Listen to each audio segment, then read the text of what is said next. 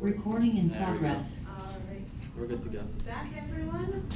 We are going to hop right into questions for head coach Bradley Carnell. Can start with John. Hey, Bradley. Start with the easy stuff. How's Nathan Harriel, and what is Bruno Damiani's status? Yeah, good question. Nate's training in the right direction. He's been training with us this week, all full go. So yeah, he's definitely belongs to the available roster this coming weekend.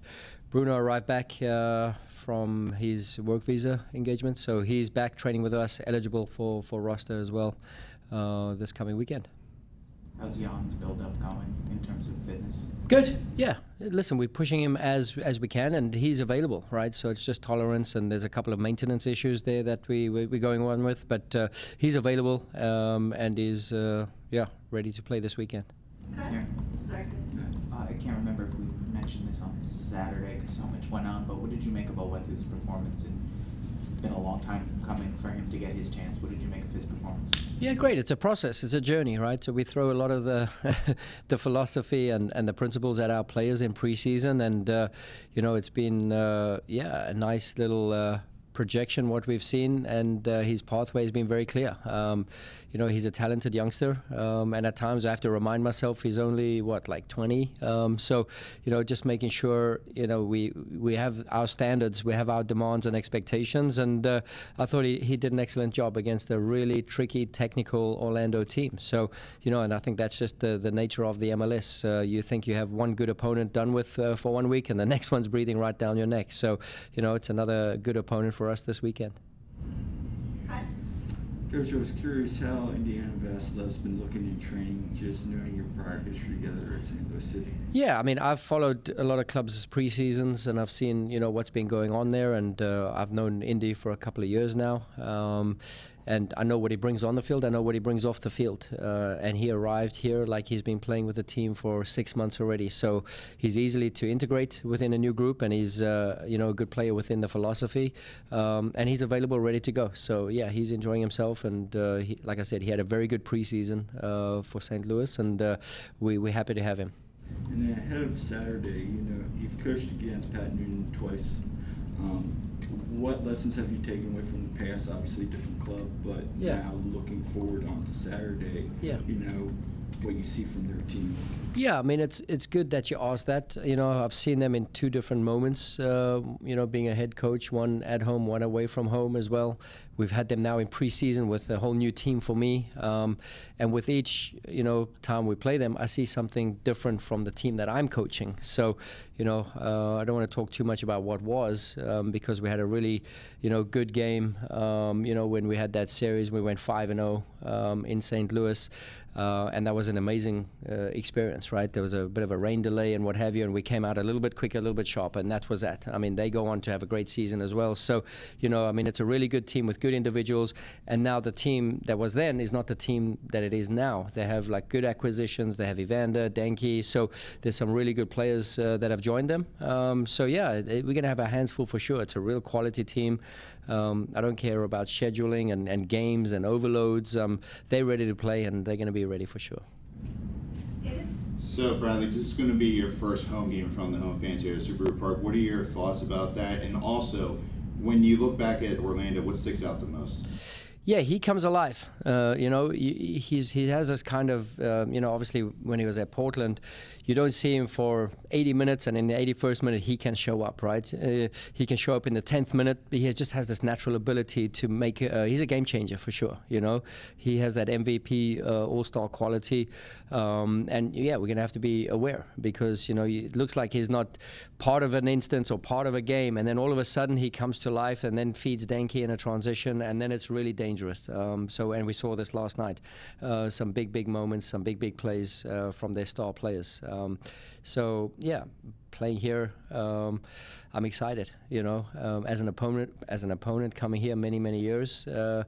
Always hated the dupe song. Now I can't wait for the dupe, and I'm hoping we can reward the fans that come out, and hopefully we show them a bit of our signature and the way we want to play and entertain. We feel that's our obligation, is to entertain and to reward the fans for their efforts that they're coming to support us with. So yeah, we just want to get out there, we just want to play, and we just want to maintain this momentum that we have right now. On that front, this is a team that struggled at home last year and struggled to dictate games at home last year. You guys obviously did well against a team in Orlando last week that wanted to dictate the game and counterpunching them.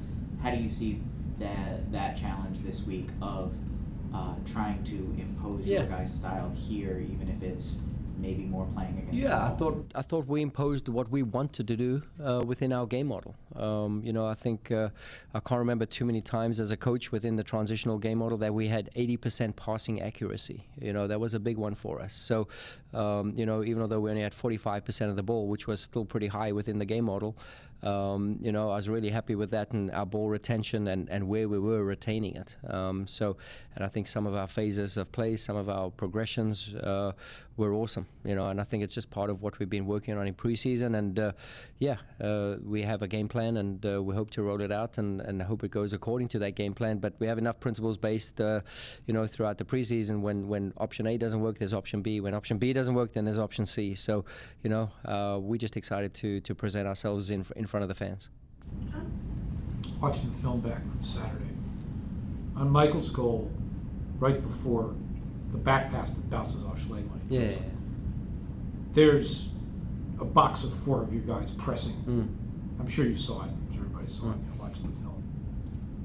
To have your team be at that point, that in sync in game 1, what's that mean to you? And when you're on the field, can you see that something like that's working that way?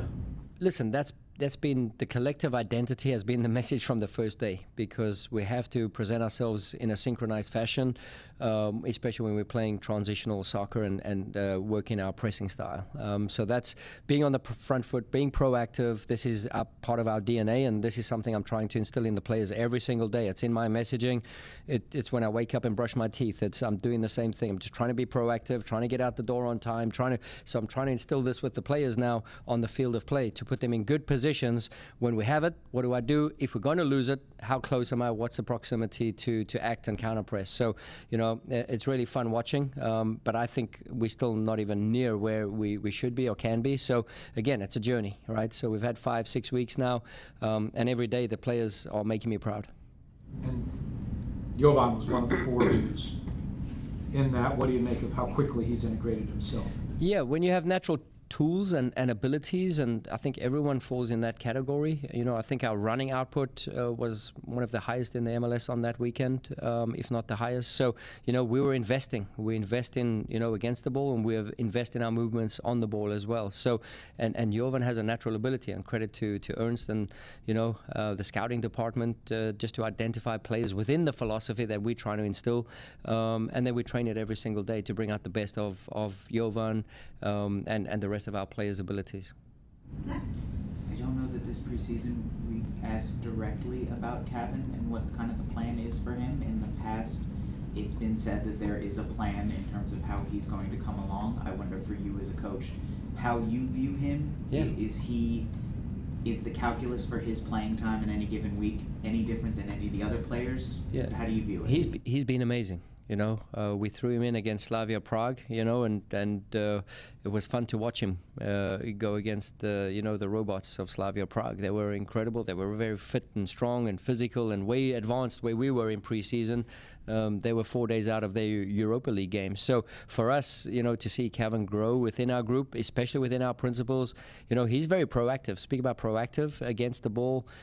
He's brave on the ball, and then when we lose it, he's one of the first guys to counter press within our training sessions. So, I'm sure there's a moment he'll get his minutes, and every minute has to be earned, and we'll reward the guys who are doing really well. Is the process with him the same as with anybody? Obviously, he's a special player in terms of his age, his contract situation, what may be in his future. Is the process of him earning minutes the same as anybody else in your mind? In my eyes, everyone, we have players on the roster all eligible for minutes, and he falls into that category, and minutes need to be earned. I'm not just dishing out minutes here just because of whatever name's on the back of a shirt, right? So I think that's just who I am. That's my signature. This is what I believe in the collective. But I can tell you he's doing great. Hi.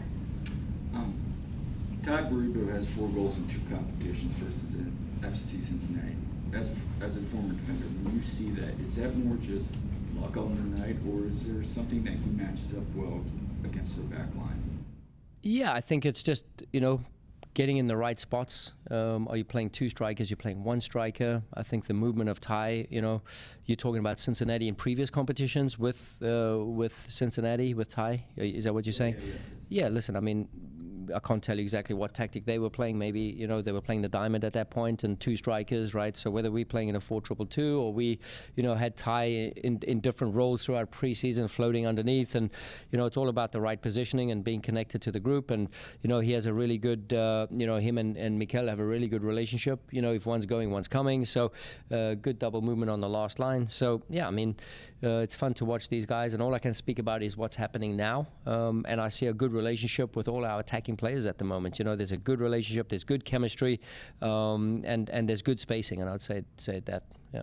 And then on the flip side, Kevin Danke, what have you seen on film that makes him so good going against that back line? Yeah, just his physical power. He's strong, he's explosive, he can, he does put you under pressure as well, so he can press, he can repress, he comes back in the game, and then, yeah, the biggest danger is when we have the ball and we lose it, right? If we're not on top of our principles, and they find Evander finds Danke running in behind, then it becomes a problem, right? When you allow him space to run in onto, and he's very physical, he's very direct. They play very direct through the middle. So yeah, that's going to be our main main objective, is to stop Danke. Any other questions? All right. Thank you. Appreciate it. Thank you very much. Take care. Have a good afternoon.